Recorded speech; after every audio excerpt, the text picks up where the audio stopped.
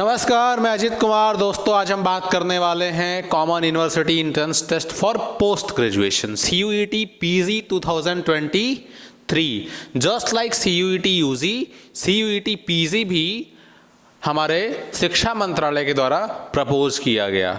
ठीक है, तो CUET UG में क्या होता था कि कई बार 12th में एडमिशन लिए हुए मतलब अपियरिंग के बच्चे और 12th पास कर चुके बच्चे जब ग्रेजुएशन के लिए किसी भी यूनिवर्सिटी का एग्ज़ाम देते थे तो एक तो यूनिवर्सिटी अपना एग्ज़ाम कराती थी और उसके बेस पे मेरिट बना के एडमिशन लेती थी।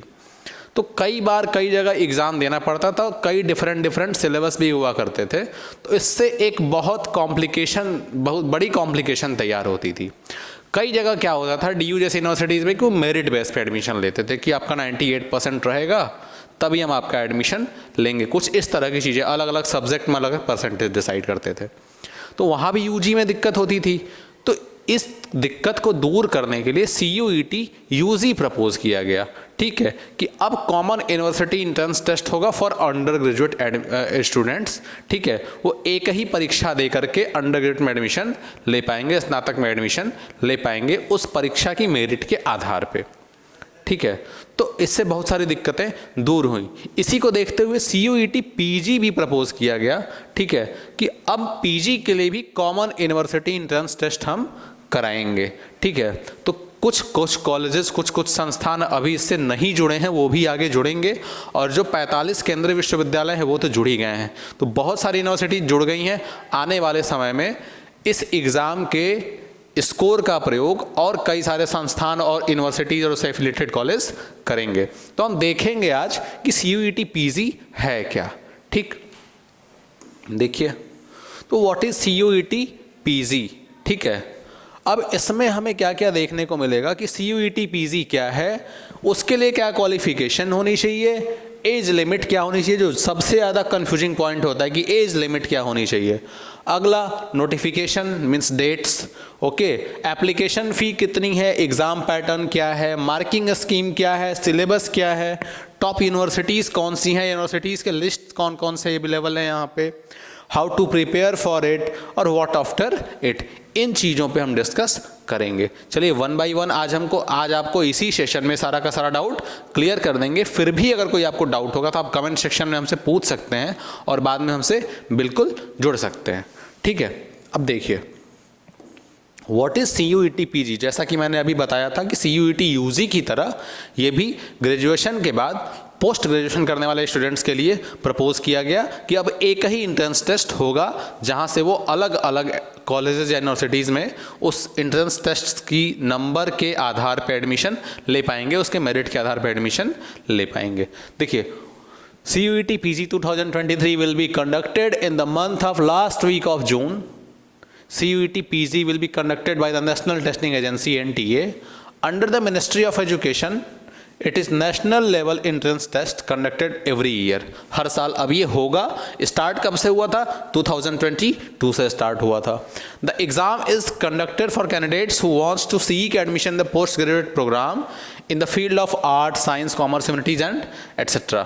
ठीक है, तो अलग अलग फील्ड के लिए एग्जाम प्रपोज किया गया। आगे देखिए, क्वालिफिकेशन रिक्वायर्ड, जो मोस्ट इंपॉर्टेंट थिंग है। इन्फॉर्मेशन तो इन्फॉर्मेटिव तो चीज़ें आपको मिल गई।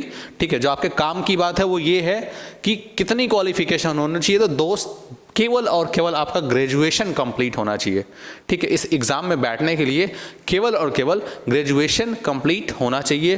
किसी यूनिवर्सिटी से हो, किसी कॉलेज से हो या कहीं मान्यता प्राप्त विद्यालय, विश्वविद्यालय या शिक्षण संस्थान से हो, ग्रेजुएशन हो।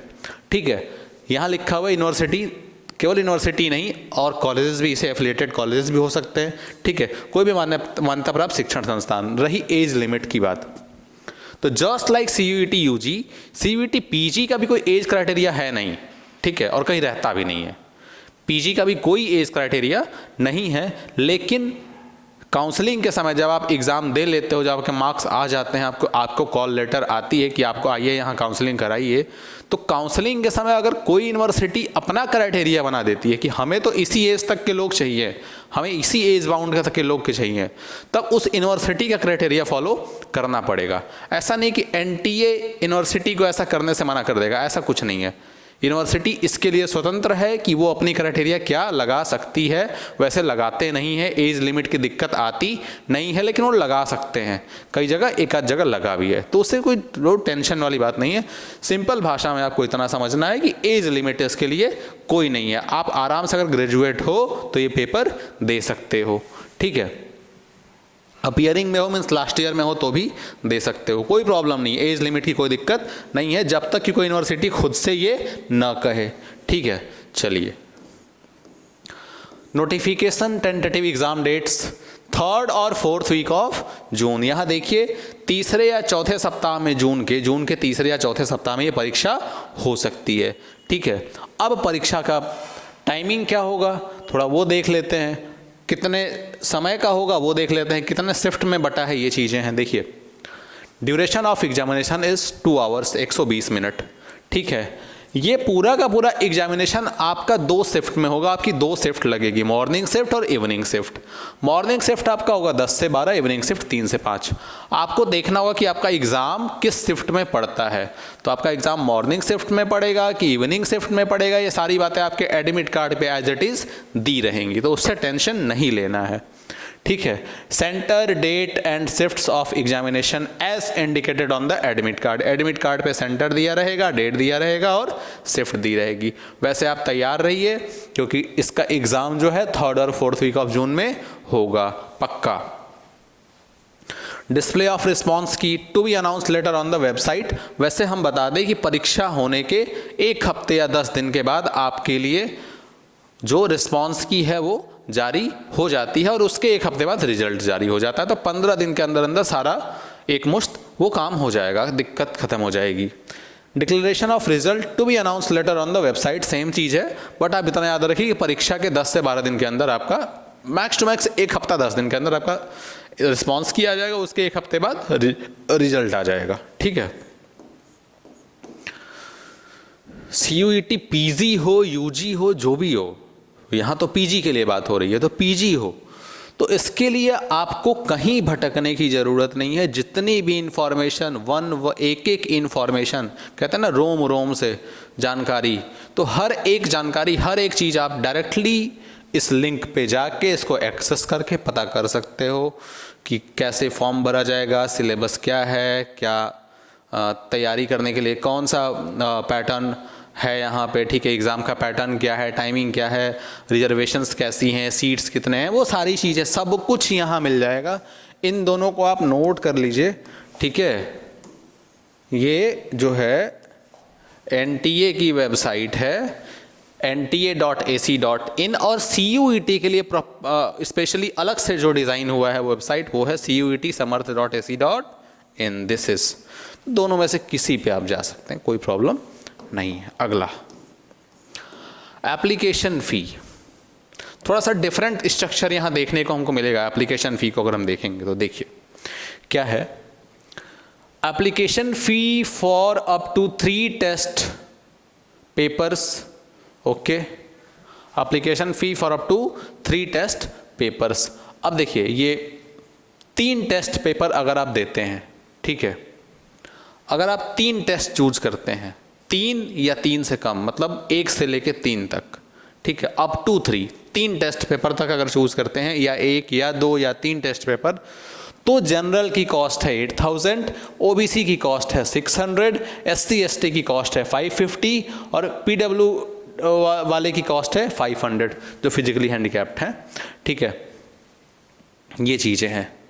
अब अगर हम बात करें कि 3 से ज़्यादा पेपर देना है, ठीक है, 3 पेपर के लिए तो ये हुआ, 3 से ज़्यादा अगर एक भी पेपर आप बढ़ाएंगे तो पर पेपर जो चार्ज होगा, जनरल के लिए 200, OBC के लिए 150, SC ST के लिए 150, फिर आगे 150, ये चार्जेस हैं। जनरल के लिए 200 रखा गया, बाकी सबके लिए सेम रखा गया। ये क्या है, 3 पेपर के बाद एक्स्ट्रा आप ऐड करना शुरू किए तो 4 पेपर दिए तो 5 दिए तो 6 दिए तो चौथे के लिए 200, फिर 5वें के लिए 200, फिर छठे के लिए 200, तो 800 प्लस 200 प्लस 200 प्लस 200 ऐसे होता जाएगा, ठीक है। और ये हुआ क्या था कि CUET बाहर के लोग भी दे सकते हैं, तो आउटसाइडर्स के लिए भी ये फी स्ट्रक्चर कुछ होना चाहिए। तो ये आउटसाइडर के लिए है, उनके लिए क्या है कि अगर 3 टेस्ट पेपर उनको देना है तो 4000, ठीक है, और 3 से ज़्यादा अगर देना है तो 1000 पर पेपर लगेगा। आपको इससे मतलब रखना है। देखिए, ठीक है, ये स्ट्रक्चर आउटसाइडर्स के लिए 4000 पेपर है, 3 पेपर के लिए 4000 है, चाहे 1 पेपर 2 पेपर या 3 पेपर, उसके आगे लेंगे तो 1000 पर पेपर है। ठीक है, वही चीज़ यहाँ लिखी हुई है। ठीक है, यहाँ पे वही चीज़ स्टेटमेंट के फॉर्म में लिखी हुई है, तो ये ध्यान देना है आपको। The candidate an applicant can apply for 3 test papers by paying application fee as mentioned above. Okay, an applicant can further apply for additional test paper by paying additional application fee of Rs 200, general के लिए, बाकी सब के लिए 150। तो वही सारी बातें यहाँ पे लिखी हुई हैं। ठीक है, उसमें कोई दिक्कत नहीं है। चलिए, अब आते हैं हम क्वेश्चन पेपर पैटर्न पे, सेक्शन ए और सेक्शन बी। ठीक है, तो ये देखिए एग्जाम पैटर्न की अगर हम बात करेंगे तो इसको समझने के लिए सबसे पहला जो स्टेप है वो समझना है हमें पेपर कोड। ये बाकी बातें बाद में करेंगे, पहले पेपर कोड। ठीक है, तो आप पेपर कोड देखो।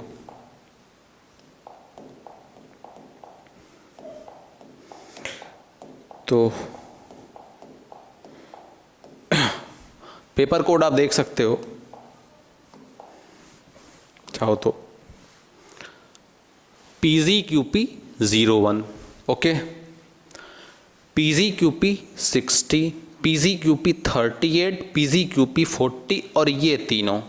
ठीक, ओके, देखिए हर पेपर के लिए या कुछ ग्रुप्स ऑफ पेपर के लिए कोड डिसाइड किए गए। जैसे अगर आपका MA का पेपर होना हो, MA इंग्लिश होना हो, MA हिंदी होना हो, MA संस्कृत होना हो, तो इन 3 पेपर के लिए एक कोड डिसाइड कर दिया, PGQP 01 कुछ ऐसा करके। तो जो कोडिंग्स है ना, वो किसी पर्टिकुलर पेपर या ग्रुप ऑफ पेपर्स के लिए कोड बनाया गया है कि यही कोड आपको भरना होगा। होता क्या, देखिए थोड़ा सा आगे, इसको थोड़ा आगे ले चलते हैं, आपको दिखाते हैं। ये देखिए, जैसे यहाँ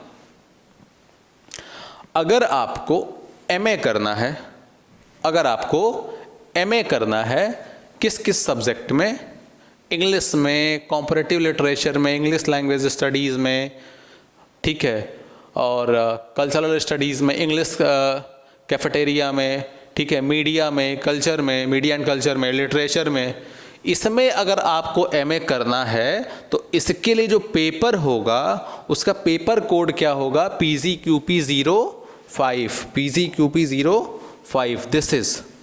ठीक है, अगला अगर आपको MSc या MA करना है किसमें, योगा, योगिक साइंस, योगा थेरेपी, तो पेपर कोड होगा PGQP 36। डिग्री देखिए और फिर देखिए कि किसमें डिग्री है वो। ठीक है, उसके बाद आप पेपर कोड डिसाइड करेंगे।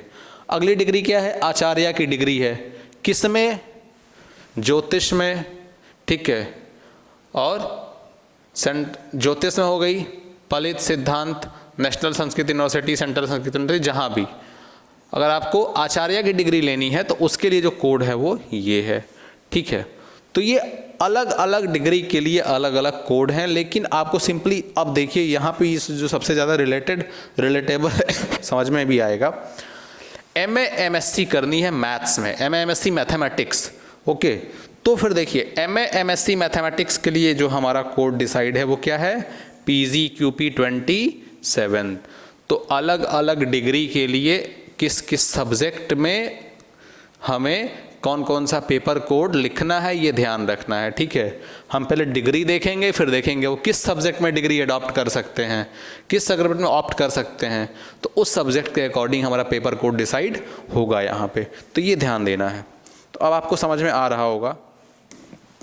वापस चलिए देखिए, और उसके बाद अब देखिए यहाँ पे, तो PGQP 01, तो जिसका पेपर कोड PGQP 01 होगा उसके लिए क्या होगा यहाँ पे, उसके लिए 2 पार्ट में पेपर डिवाइड होगा। 25 क्वेश्चन होंगे लैंग्वेज कॉम्प्रिहेंशन के और 75 क्वेश्चन होंगे किसके, domain knowledge questions comprising of teaching aptitude, social sciences, mathematics and science, उनके डोमेन सब्जेक्ट और टीचिंग एप्टीट्यूड, ये सारी चीज़ें होंगी। किसके लिए, जिनका पेपर कोड PGQP 01 होगा। ठीक है, आगे देखिए, जिनका पेपर PGQP 40 होगा, पेपर कोड जिनका पेपर कोड PGQP 40 होगा, उनके लिए 100 क्वेश्चंस आएंगे, ठीक है। और language comprehension, verbal ability, general knowledge, awareness, computer basic and logical, यहाँ 2 सेक्शंस नहीं है, ध्यान दीजिए, यहाँ पे 2 सेक्शंस नहीं है। PGQP 40 वालों के लिए 2 सेक्शन नहीं है। 40 कौन सा है, चेक करिए 40 कौन सा इसमें है। PGQP 40, आइए देखते हैं PGQP 40, ठीक है। PGQP 44, 44, 11, 54 और 38, 24, 63, 30, 62। PGQP 40 देखिए, PGQP 40 मीन्स क्या, MA करना हो, PG डिप्लोमा करना हो, LLB करना हो, MSc करना हो, BLIP करना हो, BPEd करना हो, ठीक है।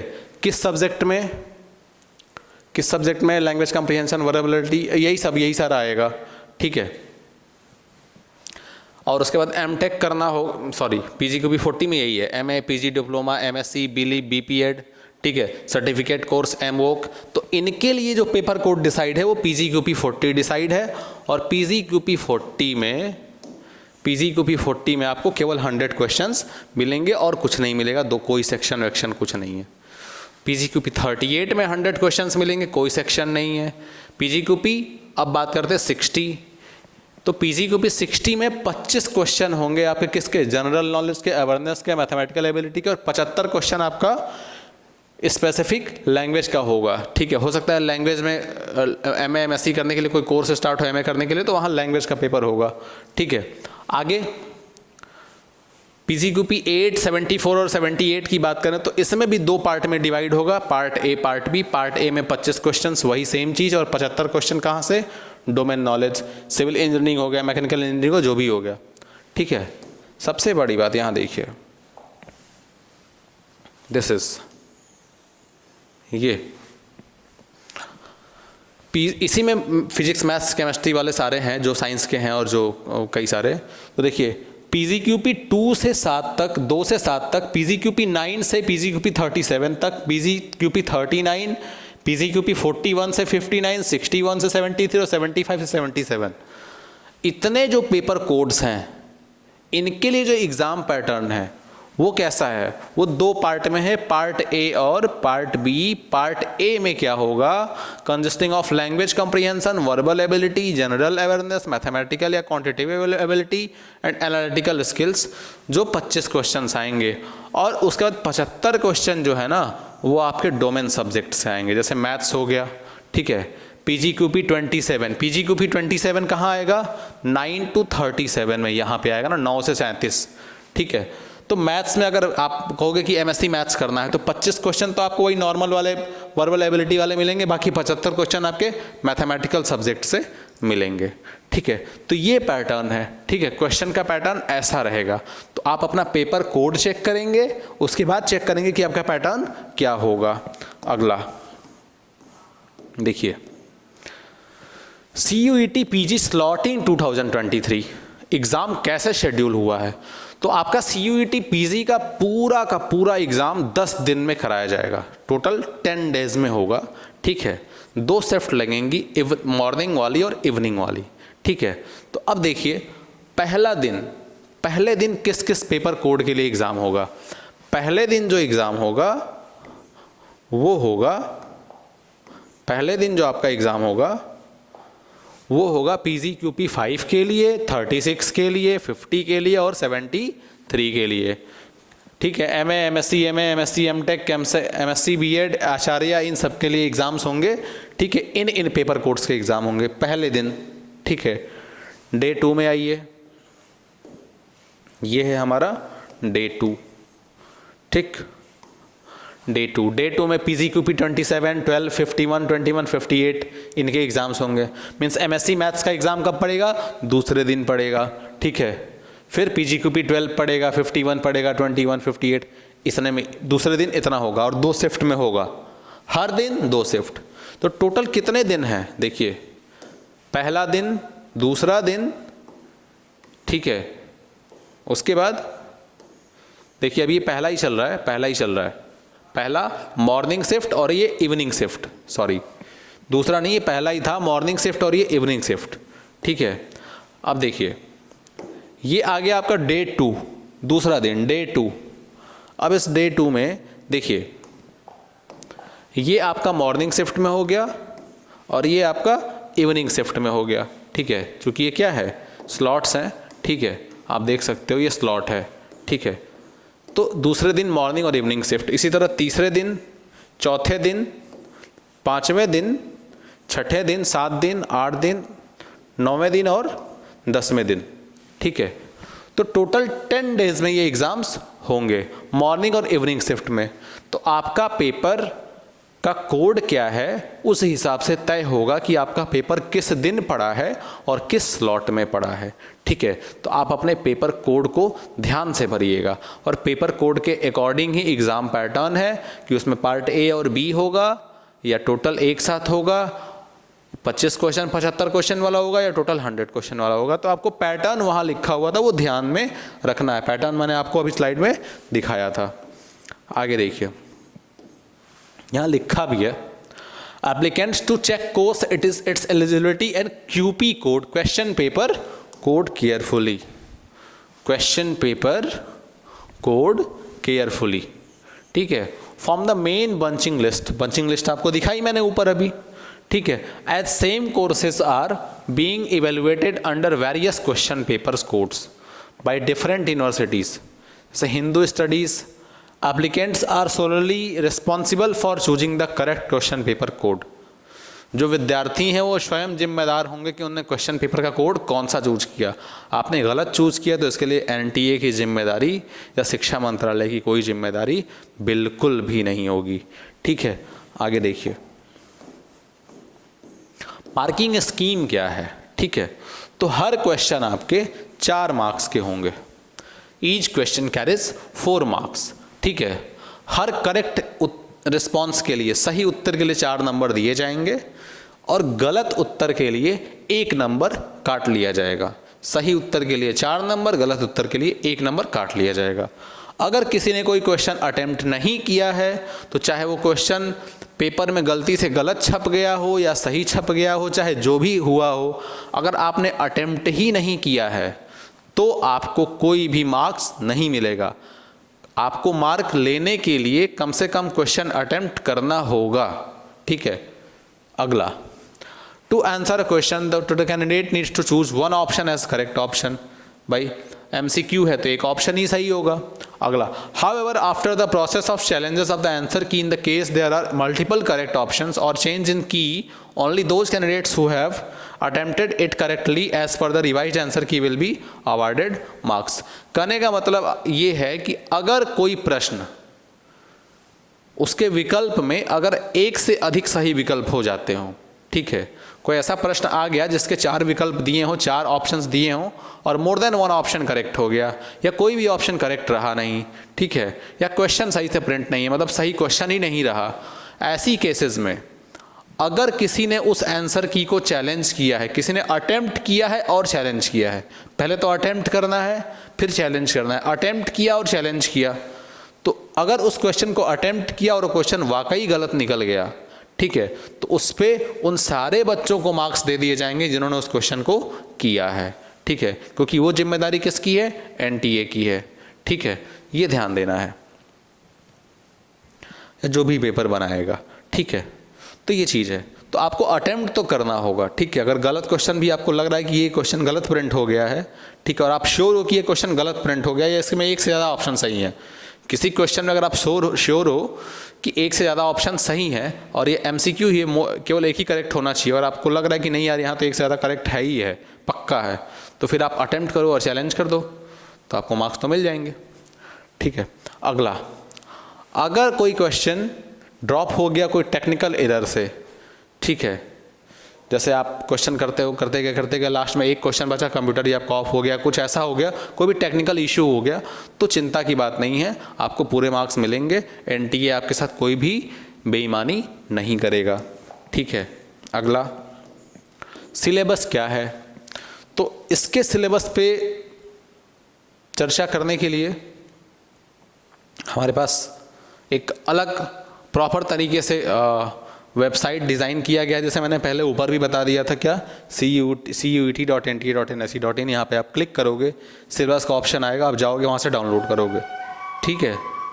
तो यहाँ पे आपको सिलेबस आराम से मिल जाएगा। अगला देखिए, लिस्ट ऑफ यूनिवर्सिटीज़। CUET से कौन कौन सी यूनिवर्सिटी अब तक जुड़ी हुई हैं, ठीक है। तो ये देखिए, बाबा साहब भीमराव अम्बेडकर बनारस हिंदू यूनिवर्सिटी जो सबसे टॉप मोस्ट पे है, this is Banaras Hindu university. इस देखिए यहाँ पे इसकी वेबसाइट भी दी हुई है bhu.ac.in, ठीक है। और ये सेंट्रल यूनिवर्सिटी है। आपको और क्लियरली देखना हो तो आप देखिए लिख सकते हो bhuonline.in। मैं BHU की बात कर रहा हूँ यहाँ पे प्रॉपर, ठीक है। तो दूसरे नंबर पे जो है बनारस हिंदू यूनिवर्सिटी, इसकी जो वेबसाइट दी है bhu.ac.in, आप यहाँ से भी एक्सेस कर सकते हो, आप यहाँ से भी एक्सेस कर सकते हो, चाहे जहाँ से करो। हर यूनिवर्सिटी के आगे उसकी वेबसाइट दी हुई है कि जब भी आप एग्ज़ाम दे लो और जब काउंसलिंग की बारी आए, ठीक है, आप किसी पर्टिकुलर यूनिवर्सिटी में एडमिशन लेने जा रहे हो तो वहाँ काउंसलिंग प्रोसीजर और बाकी सारी चीज़ें कैसे हो रही हैं तो वो उस यूनिवर्सिटी की वेबसाइट पे मिलेंगी। इसके लिए यूनिवर्सिटी के करस्पॉन्डिंग उसकी वेबसाइट, ऑफिशियल वेबसाइट हर जगह दी हुई है। हर यूनिवर्सिटी की वेबसाइट यहाँ पे है, ठीक है। Tribal university of Andhra Pradesh, central university of Andhra Pradesh, central university of south Bihar, Gujarat, Haryana, Himachal Pradesh, Jammu, Jharkhand, Karnataka, Kashmir, Kerala, Orissa, Punjab, ठीक है। तो ये कई सारे यूनिवर्सिटीज़ हैं। टोटल कितने हैं? 42 तक दिया हुआ है, ठीक है। और इसमें आप बात करोगे टॉप यूनिवर्सिटी की तो BHU आता है, DU आता है, इलाहाबाद आता है, ठीक है। ये तीन तो यहाँ पूर्वांचल के लिए तो ये है ही पूरा, ठीक। BHU, DU, Allahabad most of the time लोग इसी में ज़्यादा प्रयास करते हैं, ठीक है। इसके बाद हैदराबाद यूनिवर्सिटी, ठीक है। इसके बाद जादवपुर यूनिवर्सिटी बंगाल, ठीक है। कोलकाता यूनिवर्सिटी, ये कुछ अच्छी यूनिवर्सिटीज़ हैं, ठीक है, जहाँ पे आपको सबसे पहला प्रेफरेंस डालना चाहिए, ठीक है। यहाँ पे पढ़ना चाहिए, ये बहुत बेहतरीन आपको एक्सपीरियंस देगा, ठीक। तो आप टॉप यूनिवर्सिटी की एक बार बात कर लो तो आप देखो, मैं एक बार मार्क करता हूँ, आप शायद आप चाहो तो नोट कर सकते हो, आप चाहो तो नोट कर सकते हो। यहाँ पे देखो, आप BHU की बात कर लो, BHU, ठीक है। अब BHU के बाद आप दूसरे पे आओगे तो सीधे DU ही आएगा, ठीक है, DU आएगा, ठीक है। आप यहाँ भी राजस्थान में भी अप्लाई कर सकते हो, कोई दिक्कत नहीं है। लेकिन JNU देखिए, जवाहरलाल नेहरू यूनिवर्सिटी, ठीक, इसकी वेबसाइट भी दी हुई है, यहाँ आप अप्लाई कर सकते हो, ठीक है। उसके बाद आपका आ गया university of Hyderabad, this is also best for mathematics, this is also best for mathematics, ठीक है। ऐसे फिर आगे आप आओगे, इलाहाबाद यूनिवर्सिटी आएगी, ठीक है। तो ऐसी कई सारी यूनिवर्सिटीज़ हैं, 2-3-4 मैंने आपको बता दिया जो आपको पहले डालना चाहिए। इस पर और डिस्कस हम लोग करेंगे, ठीक है। BHU, DU, AU तो डालना ही चाहिए, हैदराबाद हो गया, जादवपुर यूनिवर्सिटी हो गया, तो 4-5 जगहें हैं, JNU हो गया, ये 6 यूनिवर्सिटीज़ ऐसी हैं जहाँ पे आपको अप्लाई करना चाहिए सबसे पहले। आगे देखिए, मीडियम ऑफ पेपर, इसको लेके बड़ा कन्फ्यूजन रहता है लोगों को, ठीक है, कि मीडियम ऑफ पेपर होगा क्या, किस मोड में आएगा, इंग्लिश में आएगा कि हिंदी में आएगा। तो कोई भी अगर पेपर ले रहा है आपसे तो आपकी सहूलियत के लिए वो हमेशा बाइलैंग्वेज करेगा, ठीक है, दोनों भाषाओं में, वो तो पक्का रखेगा, ठीक है। अब उसमें कुछ चेंजेस कैसे हैं थोड़ा सा यहाँ देखते हैं। तो CUET PG 2023 will be conducted in English and Hindi bilingual except for language and साहित्य पेपर्स। अगर आप किसी भाषा में ही MA करना चाहते हैं, किसी साहित्य में MA करना चाहते हैं, या भाषा या साहित्य में कोई डिग्री लेना चाहते हैं, तो उस भाषा में ही पेपर आएगा, और जिस साहित्य में आप डिग्री लेना चाहते हैं तो साहित्य की उसी भाषा में वो पेपर आएगा। जैसे हिंदी साहित्य से अगर MA करेंगे तो आपका पेपर हिंदी में आएगा, इंग्लिश लिटरेचर से करेंगे तो इंग्लिश में आएगा, और इंग्लिश लैंग्वेज से करेंगे तो भी इंग्लिश में आएगा, हिंदी लैंग्वेज से करेंगे तो भी हिंदी में आएगा। तो भाषा और साहित्य, ठीक है। Check details from bunching list available in the information bulletin, सबके लिए अलग अलग चीज़ें की गई हैं, लेकिन बाइलिंगुअल सबका होगा। जहाँ दिक्कत आएगी वहाँ नोट है, यहाँ पे आपको दिखाते हैं अभी। Please note that for the correctness of the questions in all the question papers except languages the English version will be taken final. अगर आपको लगता है कि 2 भाषाओं में पेपर आया हुआ, बाइलिंगुअल पेपर तो आता ही है, ठीक है, और दोनों भाषाओं में क्वेश्चन का जो मतलब है, क्वेश्चन का जो अर्थ निकल के आ रहा है, दोनों अलग अलग है, डिफरेंट है, तो इंग्लिश वाले को प्रेफरेंस दी जाएगी, इंग्लिश वाले के ही मतलब को माना जाएगा, ठीक है। अगर आपका क्वेश्चन पेपर 2 भाषाओं में आ रहा है, ठीक है, और दोनों भाषाओं में आपको अगर क्वेश्चन है तो उस क्वेश्चन के दोनों मतलब अलग अलग हो गए बाय द वे, गलती से अगर दोनों के अलग मतलब निकल रहे हैं तो इंग्लिश वाले मतलब को प्रेफरेंस दिया जाएगा। अगला देखिए, candidate can apply for only 1 course in a slot. एक स्लॉट में केवल एक ही कोर्स के लिए अप्लाई कर सकते हैं। मॉर्निंग स्लॉट में एक ही कोर्स दे सकते हैं, इवनिंग स्लॉट में एक ही कोर्स सकते हैं। ऐसा नहीं कि मॉर्निंग में आप चार कोर्स भर पाएंगे, ऐसा नहीं होगा, ठीक है। The candidate should read the information bulletin carefully and identify the course and the university for which he has she applying and check the eligibility of the university where they are seeking admission. Now each question paper will have 100 questions, बता दिया था। Candidates has to choose language English और Hindi for the general paper, ठीक है। जो 25 number वाले हैं वो बाइलिंगुअल हैं, ठीक है, लेकिन अगर जनरल पेपर की बात आएगी, ठीक है, तो आपको या तो इंग्लिश या हिंदी चूज करना होगा, ठीक है। जो 25 नंबर वाले हैं उसमें बाइलिंगुअल का ऑप्शन रहेगा, आप जो चाहे चूज कर लो, ठीक। For PG QP 08, 60 and 74 and 78, ये जो कोड्स हैं paper codes, only 1 course can be selected from the drop down list in the registration form. ये जितने कोर्स हैं इनमें से आप एक ही कोर्स चूज कर सकते हो, इससे एक से ज़्यादा नहीं, ठीक है। The entire question paper for PGQP 05, PGQP 06 would be in only 1 language, ठीक है, इंग्लिश या हिंदी। अभी बोला मैंने भाषा की बात आएगी तो पेपर आपका केवल और केवल उसी भाषा में होगा।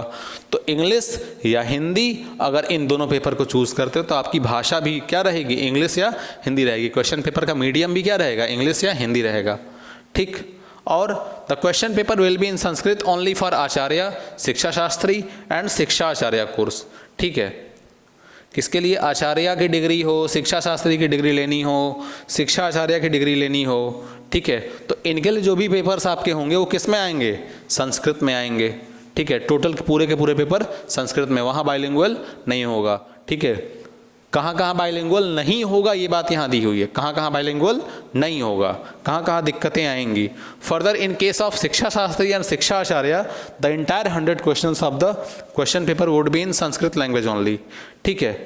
तो फिर वही बात लिखा हुआ है यहाँ पे, in case of PGQP 60 and 62 concerned languages only would be used for the domain knowledge questions, that is 75 question. ये ध्यान से देखिए, अगर कोई PGQP 60 और 62 वाला कोड हो, ठीक है, पेपर कोड जिसका PGQP 60 या 62 हो, तो वहाँ पे उसके जो 25 क्वेश्चन मिलेंगे वो तो बाइलिंगुअल मिलेंगे, लेकिन 75 क्वेश्चन उसको अपनी उसी की भाषा में मिलेंगे, ठीक है।